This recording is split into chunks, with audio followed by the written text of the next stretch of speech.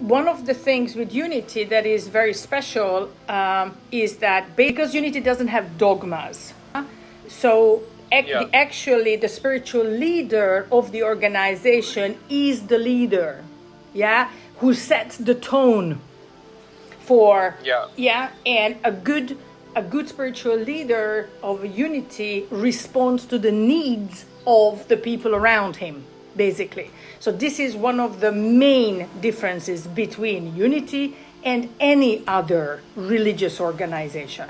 All religious organizations have an idea what's good for the people, and they want to shovel it down through their throat in some way or another. I am exaggerating, but you understand. So they have their dogmas and rules. This is what we believe in. Unity doesn't have anything they believe in. They offer 5 principles that are universal, based on loving and having a human experience as a spiritual being. That's all. And focuses on meditation and creating a personal relationship with the divine presence, whatever you call it. You can call it God. This is the key. And this is what I base everything on in Unity in Europe.